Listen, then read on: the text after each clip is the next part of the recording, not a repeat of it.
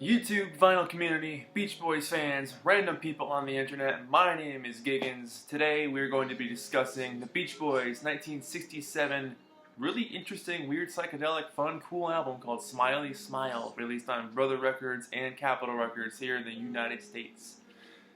This album is definitely a misstep or giant leap in the Beach Boys discography, depending on what side of the camp you're on. Let's just jump right into it. I got a couple requests for this one, and thank you so much for you guys for watching. This is awesome that you actually want to hear what I have to say, because, wow. So thank you. Little history. The Beach Boys put out Pet Sounds in 1966, and that was one of the most ambitious, beautiful records ever made. And Brian was on top of his game. He was on fire, keeping up with the Beatles, and the Beatles were inspiring him. Brian was inspiring the Beatles, vice versa. And by the time Revolver had come out, Brian was working on the beginnings of Smile, hoping that it would come out by the end of 1966. That obviously didn't happen. Fast forward to about June, May of 67. Brian is getting a little burnt out on the project. He's getting a little paranoid. Capitol Records is like, hey, we were supposed to put this out 6 months ago. Where is it? What's going on? It wasn't finished. You know, they had gotten like 90% of it done, but there wasn't a track listing really, and it needed more lyrics. It needed to be fleshed out and have an ending, really. Didn't happen. There were reports from inside the Beach Boys camp that they were unhappy with the album, how it was going. Van Dyke Parks, Brian's lyricist partner, had left the sessions feeling like he was kind of not feeling like he was part of the group, kind of an outcast. The whole thing was just falling apart. And at this point, the Beach Boys have been asked to play at the Monterey Pop Festival, where music changed overnight. Jimi Hendrix, The Who, Mamas and the Papas. For some of these bands, that was their exposure to American audiences, and they just blew up overnight. Music changed forever at that point. Brian said, I don't think we're going to do it. We're going to pull out. We're not going to do it. And that was probably one of the biggest mistakes they could have made. That happened. Smile fell apart. Brian was increasingly wanting to stay home and not want to do anything musical, and starting to lose it a little bit. A couple months later, they really needed to owe something to Capitol. Like, Capitol's like, hey, we need something. Where are you guys? What are you doing? Give us an album. It's been way too long. We're used to your schedule of either 2 albums a year or 4 singles a year, and you've put out nothing. You put out a single in February called Heroes and Villains, and that didn't do much of anything, so what's up? So they got back together and realized, let's just do something completely different. After spending years of these lush productions with the Wrecking Crew and spending months in the studio really laboring over music in an intense and sophisticated and complex way, they got back together again as a band at Brian's house and made Smiley Smile, which, as Carl Wilson most famously put, was more of a bunt instead of a grand slam. And that couldn't have been more accurately done, or said. This album is what people would now call lo-fi. It's very stripped, very laid back in terms of what the Beach Boys had done to that point. And because they were doing something different, I think that's also why it didn't sell so well. In America, I think it peaked at number 41 on the Billboard 200, and in England, it peaked at number 9, where their popularity was skyrocketing. Throughout the late 60s, they were humongous in England, but America kind of just didn't want them anymore. They kind of forgot about them. Anyways, let's do a really quick track run through. It opens with Heroes and Villains. This is the back cover here. It opens with Heroes and Villains, which is a slight reworking of the original Smile Sessions songs. So there's like 3 or 4 songs in here from the Smile album that were redone for this album, then a couple of new ones, or things that were inspired by Smile that sound different on here. Like this song, Fall Breaks and Back to Winter, has elements of Fire on here, or harkens like a similar harmony, melody. But it opens with Heroes and Villains, and it's a slightly different version of it. Still a great song, great opener. Vegetables is a really scaled down version of the song, mostly sung by Al, but most of the group is in there. There's rumors that it's Paul McCartney chomping on the carrots in the background. There's rumors it's either on this one or on the actual Smile album, but I guess Paul had stopped by and played She's Leaving Home to Brian. because they were working on it at the time, and Brian was just like blown away by what he heard. Fall breaks back to winter. This is an instrumental, really trippy, real psychedelic, kind of creepy. She's Going Bald, the next song, hilariously awesome, weird song. By the time you get to this point in the album, like, imagine yourself in 1967, waiting for Smile to come out, waiting for Smile to come out. Doesn't happen, and this comes out, and it's like, I just imagine a bunch of people scratching their heads, being like, what the hell is this?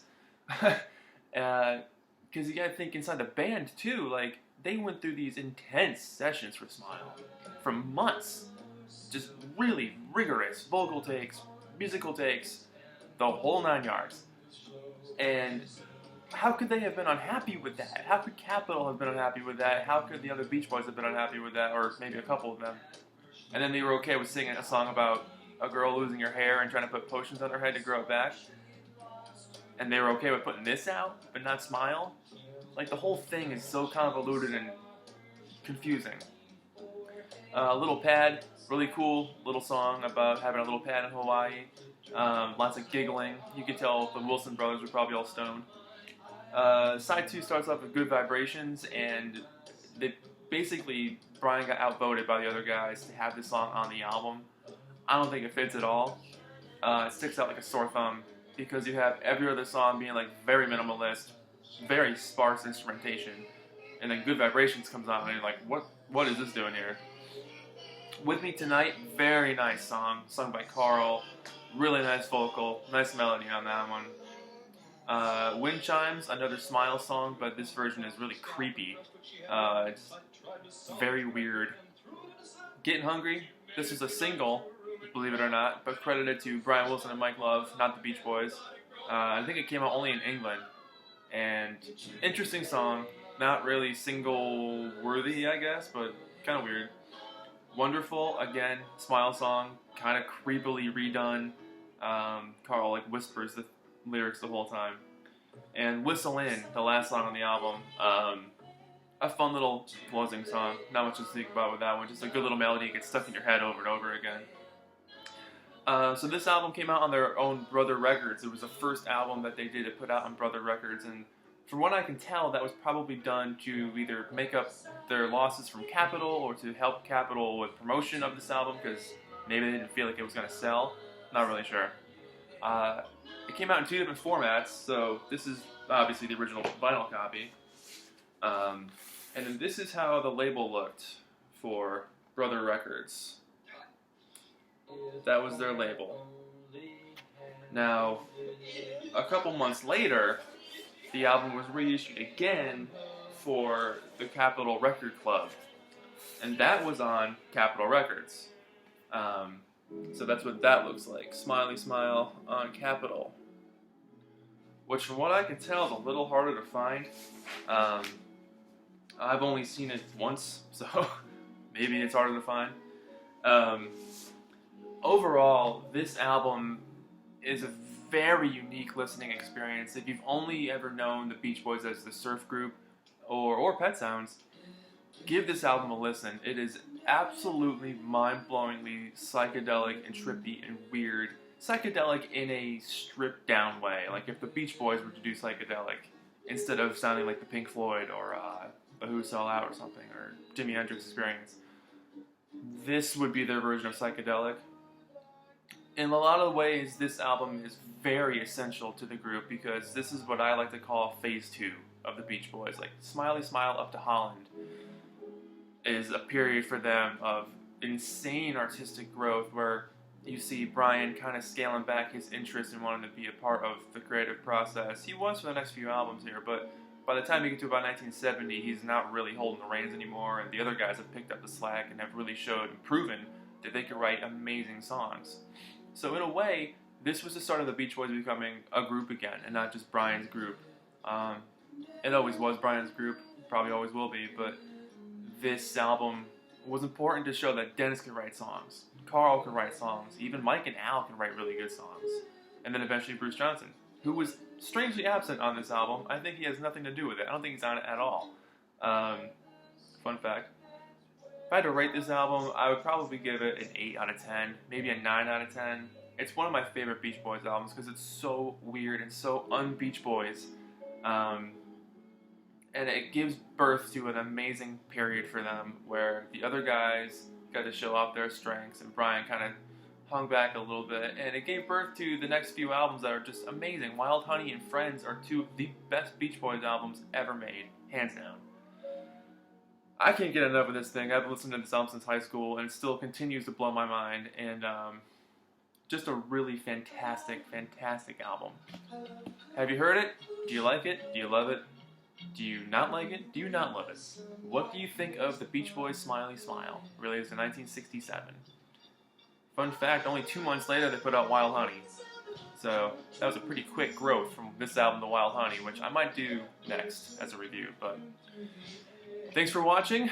My name is Giggins. This has been Album Reviews with the Beach Boys' Smiley Smile, 1967. Thank you so much for watching, and I'll see you at the next review. Bye!